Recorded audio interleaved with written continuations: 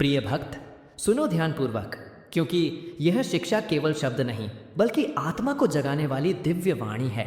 वत्स, मन, यह जो तेरा सबसे करीबी साथी है वही तेरा सबसे बड़ा शत्रु भी हो सकता है। मन पर विजय ही जीवन की सर्वोच्च साधना है। यदि तू इसे नियंत्रित करना सीख लेता है तो जीवन स्वर्ग के समान बन जाएगा, परंतु यदि यह तुझ पर हावी हो जाए तो वही जीवन सबसे बड़ा दुख, सबसे बड़ा बंधन बन जाएगा। मन अनंत है, अपरिमित है, इसकी शक्ति अपार है।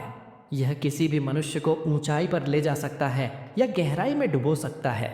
यही कारण है कि मैंने अर्जुन से कहा था, यदा यदा ही धर्मस्य ग्लानिर्भवति भारत, अभ्युत्थानम धर्मस्य तदात्मानं सृजाम्यहम्। बेटा, जैसे अर्जुन को युद्ध भूमि में मन को नियंत्रित करना सीखना पड़ा, वैसे ही प्रत्येक भक्त को अपने अंतर मन की अस्थिरताओं पर विजय प्राप्त करनी होती है। जब तू अपने मन में विचारों की अशांति महसूस करता है, यह केवल संकेत है कि तेरा मन अभी प्रशिक्षित नहीं है। मन इच्छाओं, भय, लालसाओं और मोहों से भरा हुआ है। परंतु वत्स, यह भूल मत कि यही मन तेरा सबसे बड़ा मित्र भी बन सकता है, यदि तू उसे समझे और सही दिशा दे। मन किसी वाहन के समान है। यदि वाहन चालक अनियंत्रित हो तो वाहन दुर्घटना में चला जाता है, लेकिन यदि चालक सजग, विवेकशील और धैर्यवान हो तो वही वाहन सुरक्षित मार्ग पर चलता है।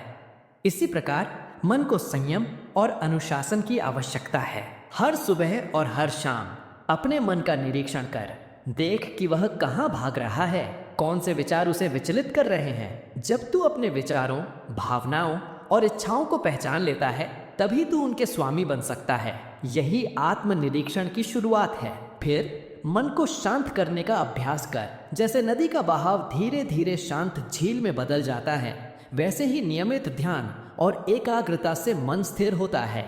जब तू अपने मन को वर्तमान क्षण में रखता है, तब अनावश्यक इच्छाएं और भय स्वतः समाप्त हो जाते हैं। मन की हर इच्छा को पूर्ण करने की आवश्यकता नहीं है। वत्स, इच्छाएं कभी शांत नहीं होती। जितना उन्हें पूर्ण करने का प्रयास करेगा, उतनी ही नई इच्छाएं जन्म लेंगी। इसलिए कर्म कर, परंतु फल की आसक्ति त्याग दे। जैसे कृषक बीज बोता है और केवल उपज की आशा रखता है, वैसे ही तू कर्म कर, पर परिणाम को मुझ पर छोड़ दे। और सबसे महत्वपूर्ण बात, भक्ति। जब तू मुझ पर विश्वास और प्रेम से आश्रित हो जाता है, तब मन स्वयं स्थिर होने लगता है। भक्ति में मन पिघलता है, शांत होता है और अंततः मेरे चरणों में विश्राम पाता है। हर विचार पर ध्यान रख। कोई भी विचार, चाहे वह क्रोध का हो, भय का हो या मोह का, तुझ पर हावी न होने दे। जैसे एक कुशल गायक अपने सुरों को साधता है, वैसे ही तू अपने विचारों को समझ, उनका निरीक्षण कर और उन्हें नियंत्रित कर। मन एक नदी के समान है।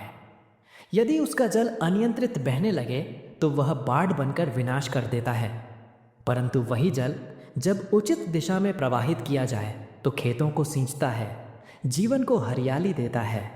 इसी प्रकार मन की प्रत्येक भावना, प्रत्येक विचार को सही दिशा में मोड़, तभी मन तेरा मित्र बनेगा, न कि शत्रु। वत्स, यह मत सोच कि मन पर विजय एक दिन में संभव है।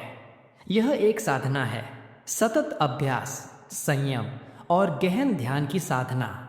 हर बार जब मन भटकता है, उसे डांट मत, बल्कि देख कि वह क्यों भटका। वही तेरा अवसर है सीखने का, बढ़ने का और चेतना को सुदृढ़ करने का।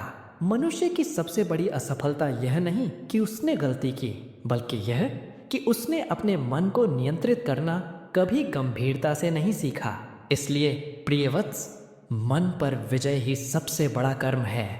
अब सुनो 3 दिव्य सूत्र जो मन पर विजय की साधना को पूर्ण करते हैं। प्रथम सूत्र, सर्व कर्म समर्पयित्वा मत प्रायणो भव।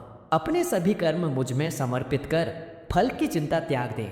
जब तू कर्म को भक्ति बना देता है, मन स्वतः स्थिर हो जाता है। द्वितीय सूत्र, यथार्थ चिंतनम कुरु। विचार कर, परंतु विवेक के साथ। जो विचार भय, मोह या क्रोध से उत्पन्न हो, उन्हें त्याग दे। स्पष्टता ही मन की शांति का आधार है। तृतीय सूत्र, सदा मम स्मरणम कर। हर पल मेरा स्मरण कर। जब मन अपने स्वामी को याद रखता है, तो वह कभी दिशाहीन नहीं होता। भक्ति ही मन की सर्वोच्च साधना है। याद रख, मन पर विजय का अर्थ यह नहीं कि मन कभी भटके नहीं। मन भटकेगा, पर तू उसे बार बार प्रेम से, धैर्य से अपने केंद्र पर लौटा। यही साधना है, यही स्थिरता है। जैसे अर्जुन युद्ध भूमि में हर वार से सीखता गया और अंततः विजयी हुआ, वैसे ही तू भी हर विचार, हर चुनौती और हर विचलन से सीखता जा। यही मन को जीतने की कला है। मनुष्य का जीवन कर्म और भक्ति का संगम है। जब तू मन को नियंत्रित कर लेता है, तब जीवन में सच्ची स्वतंत्रता और शांति का उदय होता है। अब उठ प्रिय भक्त, अपने मन की गहराई में उतर, उसे समझ, उसे संयमित कर और देख, मन पर विजय के बाद जीवन कितना दिव्य, कितना शांत, कितना मुक्त हो जाता है। याद रखो, मन पर विजय वही पाता है जो संयम, भक्ति और सतत अभ्यास से इसे प्रशिक्षित करता है।